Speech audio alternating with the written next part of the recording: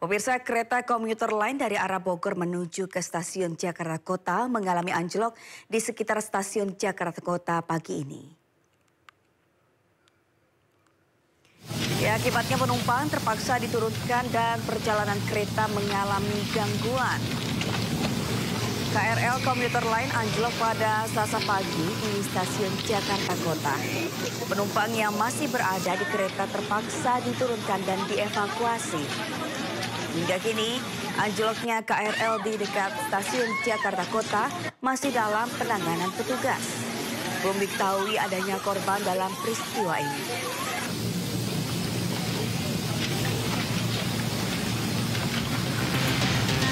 Sementara itu, dalam akun sosmed X, pihak KAI Komuter Line menyampaikan permohonan maaf atas kejadian tersebut. Saat ini masih dalam penanganan petugas.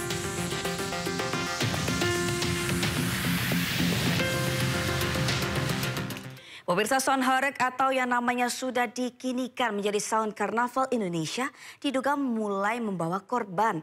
Seorang ibu muda di Lumajang, Jawa Timur meninggal dunia saat menonton karnaval yang melibatkan sound horeg. Seorang perempuan yang meninggal ini bernama Ani Mutmainah, usia 38 tahun, warga desa Selok Awar-Awar, Pasirian, Lumajang, Jawa Timur, yang meninggal dunia saat melihat karnaval sound horeg.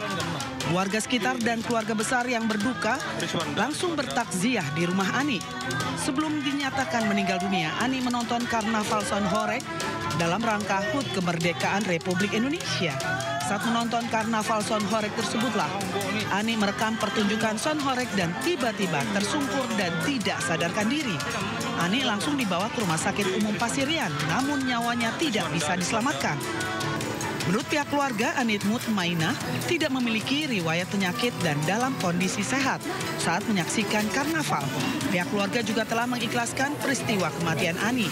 Meski belum diketahui pasti penyebab kematian Ani Mutmainah, atas peristiwa ini pihak pemerintah Kabupaten Lumajang akan lebih memperketat izin karnaval yang melibatkan sound horeg. Keluarga menerima ini dengan ikhlas sebagai bagian dari takdir, sebagai bagian dari kepastian yang memang sudah ditetapkan oleh Allah. Segera kami akan lakukan evaluasi dan koordinasi dengan Pak Kapolres sebagai lembaga penerbit izin keramaian. Sementara itu, meski MUI Jawa Timur telah mengeluarkan fatwa haram sound horeg, namun pada kenyataannya masyarakat di Lumajang masih menggunakan sound horeg dalam kegiatan karnaval. Dari Lumajang, Jawa Timur, Yayan Nugroho, iNews melaporkan. Majelis Ulama Indonesia Jawa Timur resmi mengeluarkan fatwa haram untuk sound horeg karena dianggap mengganggu ketertiban masyarakat. Namun para pengusaha sound horeg meminta agar fatwa tersebut dikaji kembali.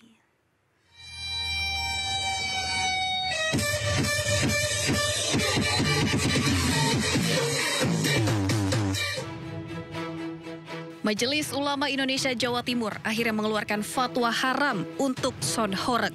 MUI Jatim menyebut ada sejumlah hal yang diharamkan dalam penggunaan sound horeg. Salah satunya penggunaan audio dengan intensitas suara melebihi batas wajar dan mengganggu orang lain. MUI Jatim menegaskan penggunaan teknologi audio termasuk sound system pada dasarnya dibolehkan asal untuk kegiatan yang tidak melanggar prinsip syariah.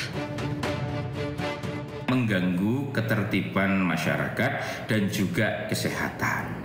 Sehingga dari dampak tersebut sudah bisa dipastikan itu adalah sifatnya madharat. Apalagi dalam rangkaian dari pertunjukan sound horeg tersebut ada kemaksiatan-kemaksiatan, misalkan di sana ada joget tarian dengan seorang perempuan yang berbusana yang membuka aurat. Itu tentunya melanggar syariat. Juga ada minum-minuman yang biasa mengiringi kegiatan tersebut, itu juga dilarang oleh syariat dan agama.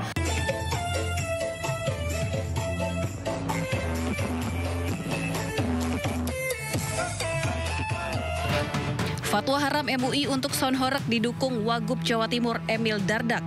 Emil Dardak meminta pegiat atau pengusaha sound system atau sound horeg mematuhi fatwa MUI Jawa Timur karena di dalam fatwa tersebut ada aturan yang dibuat. bahwa pemanfaatan sound system yang tidak sesuai kaidah-kaidah itu diharamkan.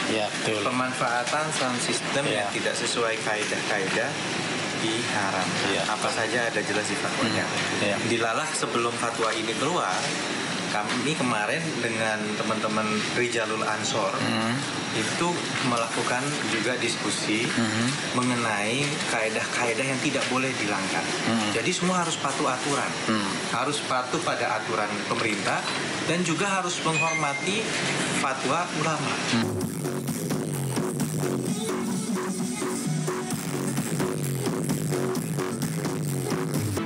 Adanya fatwa haram dari MUI Jawa Timur juga ditanggapi para pengusaha sound horeg. Menurut mereka, fatwa haram sound horeg perlu dikaji kembali dan diharapkan ada kebijaksanaan dalam memutuskan kebijakan.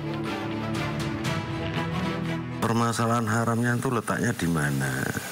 Saya rasa kalau cuma sound aja ya cuma gara-gara bunyi haram ya nggak bisa lah. Harus ditinjau kembali gara-gara haram itu apa di belakangnya ada yang negatif kayak seperti dancer, mabuk-mabukan itu nggak apa-apa lah haram. Tapi kalau saya rasa kalau sound system diharamkan saya nggak setuju. Sound horeg dengan dentuman dan suara bisingnya dianggap mengganggu ketentraman dan kenyamanan warga. Namun sound horeg juga jadi salah satu hiburan yang digemari dan ditunggu-tunggu serta mampu menghidupkan ekonomi masyarakat. Tim Liputan iNews melaporkan.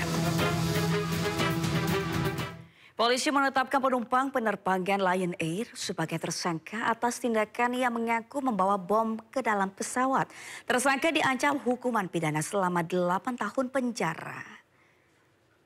Turun! Mau polisi, mau tentara, mau apa itu turun! Ada bom!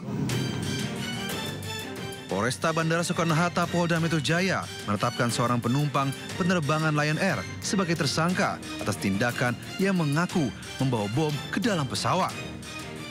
Tersangka dianggap membahayakan penumpang dan mengganggu keselamatan penerbangan. Menurut polisi, pihaknya telah melakukan tahapan penyelidikan dan penyidikan kepada tersangka dan 8 orang sebagai saksi.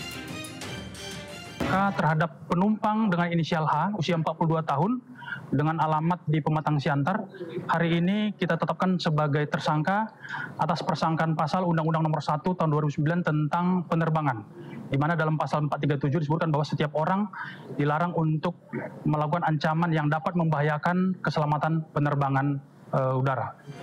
Yang merasa petugas turun! Berdasarkan hasil pemeriksaan, motif tersangka membawa bom ke dalam pesawat lantaran kesal setelah menjalani perjalanan penerbangan yang cukup intens, sehingga kondisi psikologis yang bersangkutan tidak stabil. Tersangka diancam hukuman pidana selama 8 tahun penjara. Dari Tangerang, Banten, Hasnugara melaporkan.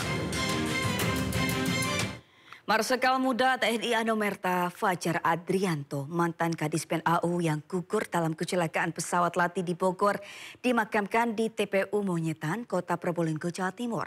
Sebagai penghormatan terakhir, jenazah pilot F-16 itu dimakamkan di samping pusara ayahandanya.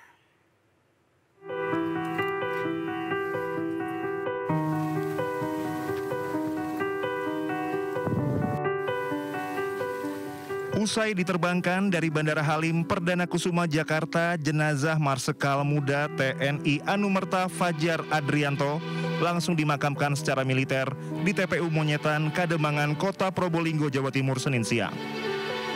Sejawat serta kerabat turut menghantarkan jenazah almarhum ke tempat peristirahatan terakhirnya. Jenazah dikuburkan berdampingan dengan makam ayahandanya Letkol Purnawirawan Kusindrianto. Kepergian almarhum menyisakan duka mendalam bagi teman sejawat dan TNI Angkatan Udara.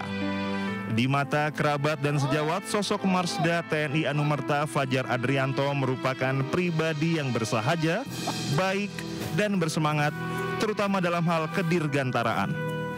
3 orang, dan beliau ini sosok yang betul-betul peduli ya peduli dengan teman dan juga peduli dengan masalah pembinaan potensi dirgantara gitu. Jadi sejak dulu ikut di Saka Dirgantara, kemudian membuat kapal-kapal model pada saat mudanya begitu ya, pada saat di Lanut Iswayudi. Jadi makanya tadi saya betul-betul nggak kuat ketika menyebut namanya itu karena kita sama-sama lah, beliau di penerbangan F-16, saya di F-5 dulu. Kita sama-sama lahir dan dibesarkan di Lanut Iswayudi. Almarhum merupakan lulusan Akademi Angkatan Udara tahun 1992, dikenal sebagai pilot pesawat tempur F-16 dengan sebutan Red Wolf. Sempat menjabat sebagai Kadispen AU, kiprah almarhum dikenal dalam peristiwa udara dengan pesawat FA-18 Hornet milik Angkatan Laut Amerika Serikat di langit Bawean pada tahun 2003 silam. Dari Probolinggo, Jawa Timur, Hana Purwadi, iNews melaporkan. TNI Angkatan Udara masih menyelidiki penyebab kecelakaan pesawat latih yang menyebabkan Marsma Fajar meninggal dunia. Sementara itu pengamat menduga pesawat jatuh karena faktor cuaca lantaran kondisi pesawat masih laik terbang.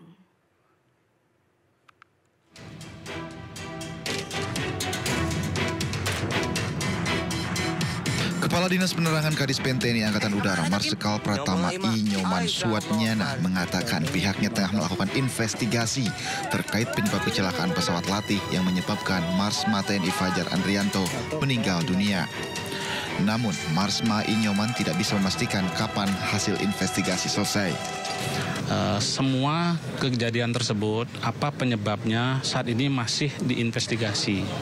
Nanti kalau sudah ada hasilnya kita akan share kepada rekan-rekan media semua. Sementara itu pengamat penerbangan Alvin Lee menilai tidak ada kerusakan pada mesin dan struktur pesawat latih milik Federasi Aerosport Seluruh Indonesia atau FASI. Kencangnya angin di daerah perbukitan diduga penyebab pesawat alami kecelakaan.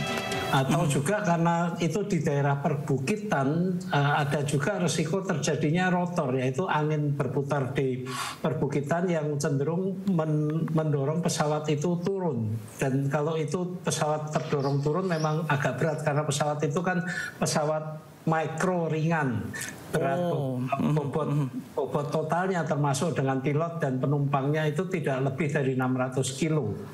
Jadi ketika ada angin yang kencang, ada rotor yang angin yang berputar yang mendorong pesawat itu turun, itu agak sulit untuk keluar dari sana, butuh waktu itu. Pesawat latih sipil mengalami kecelakaan setelah lepas landas dari landasan udara Atang Sanja sekitar pukul 9:08 waktu Indonesia Barat Minggu pagi.